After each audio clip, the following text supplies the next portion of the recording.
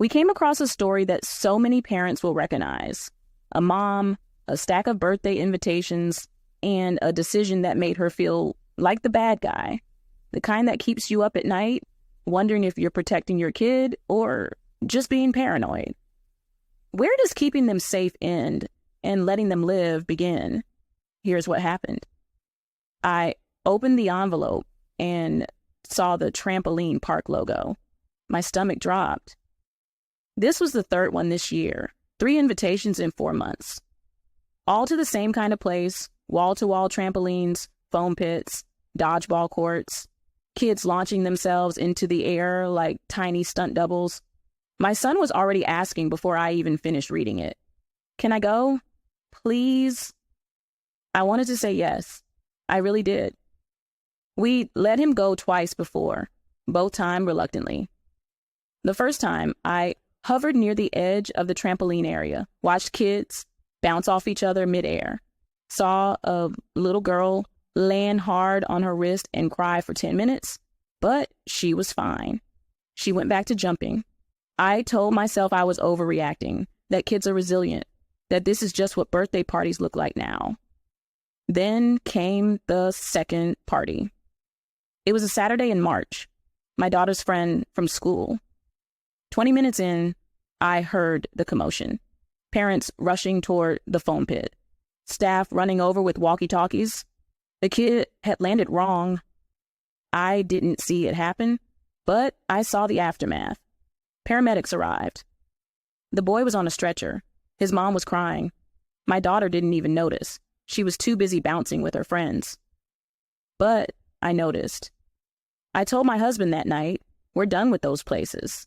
He agreed immediately. No argument, no debate. We both knew, but knowing doesn't make it easier when your kid is holding an invitation, looking at you with hopeful eyes, asking why they can't go.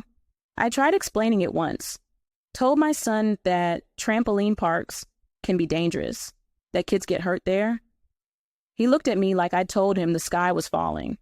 But Mom, everyone's going. And here's the thing, he was right. Every other kid in his class was going, every single one, except mine. I started dreading birthday season. February through May felt like a minefield. Every week, another colorful envelope in his backpack, another decision I had to make. Sometimes I told the truth. Sometimes I said we had a conflict.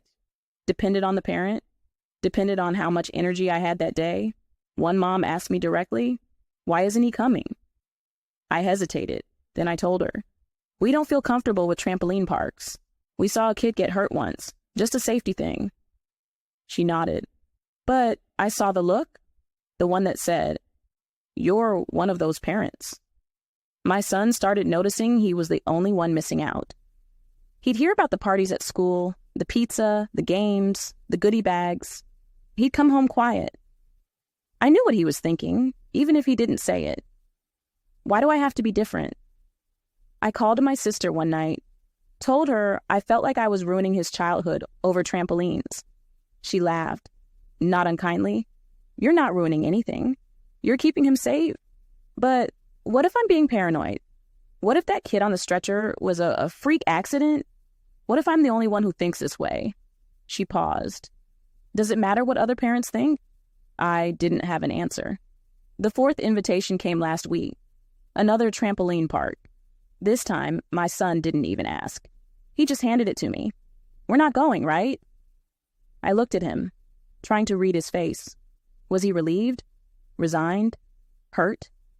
I couldn't tell. "Nobody. We're not going." He nodded, put his backpack away, went to his room. I stood there in the kitchen, holding that bright blue invitation, wondering if I was doing the right thing. Part of me knows the statistics. Trampoline injuries are real. Emergency room visits, broken bones, concussions. But part of me also knows kids get hurt doing lots of things, playgrounds, sports, riding bikes. Where do you draw the line? I talked to my husband again, asked him if we were being too strict. He reminded me about the stretcher, the mom crying, the paramedics. That could have been our kid. I know that. But our kid is also missing out, and he knows it. I started looking for alternatives, offering to host playdates, taking him to the arcade, the bowling alley, anywhere but a trampoline park.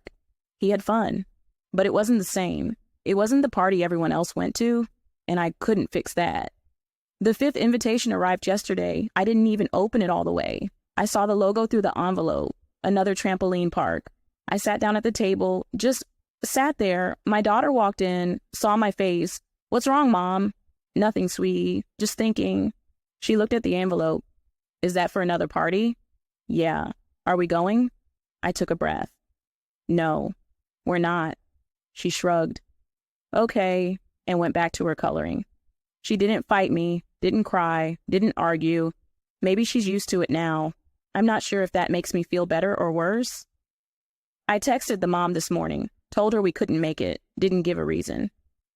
She sent back a smiley face, no questions. Maybe she didn't care. Maybe she was relieved to have one less kid to worry about. Either way, it was done. I know I'm doing what I think is right. I know that. But it doesn't stop the guilt.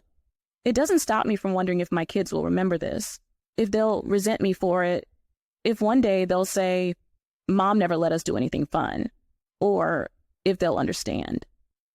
Parenting is full of these moments, the ones where there's no right answer, just hard choices, and the hope that you're doing more good than harm. Would you draw the same line, or would you let them jump? Thanks for listening, and tell us your thoughts in the comment section.